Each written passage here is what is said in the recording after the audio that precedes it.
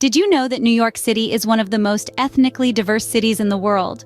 Known as the melting pot of the world, this bustling metropolis is home to over 3 million immigrants, each adding a unique thread to the city's rich cultural tapestry. You can hear over 800 languages spoken on the streets, making it one of the most linguistically diverse places on the planet. And it's not just about languages. Walk through neighborhoods like Chinatown, Little Italy, and Harlem, and you'll get a taste of the world without stepping foot outside the city.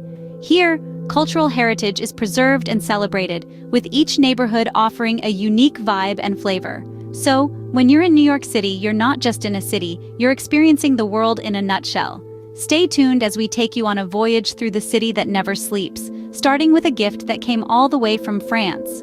Did you ever wonder how the Statue of Liberty arrived in New York? Well, it's quite a tale. The Statue of Liberty, a colossal neoclassical sculpture, was actually a generous gift from France, arriving on American shores in the year 1885. This magnificent symbol of freedom and democracy didn't just appear overnight, though. It arrived disassembled, packed into more than 200 crates, and had to be meticulously put together piece by piece. A year later, in 1886, the assembly was complete and a grand dedication ceremony was held. With her torch held high, Lady Liberty stood as a beacon of hope and freedom for millions of immigrants who arrived in America in the following years. She was more than just a statue. She was, and continues to be, a symbol of the American dream, an embodiment of the values that this country holds dear. So, Lady Liberty, as we know her, has been welcoming people to New York for over a century. What if I told you that, once upon a time, the tallest building in the world was in New York? Yes, indeed. The Empire State Building, a marvel of human achievement, rose into the sky in 1931, claiming the title of the tallest building in the world. Towering at 1,453 feet, it was a testament to the indomitable spirit of mankind. For nearly 40 years, it reigned supreme, a beacon of progress and innovation, until 1970, when it was surpassed by the North Tower of the World Trade Center. Despite losing its title, the Empire State Building has never lost its charm or its iconic status. It stands tall, a symbol of New York's resilience, ambition, and architectural prowess. In the heart of Manhattan, it continues to captivate visitors from around the globe with its Art Deco elegance and breathtaking views.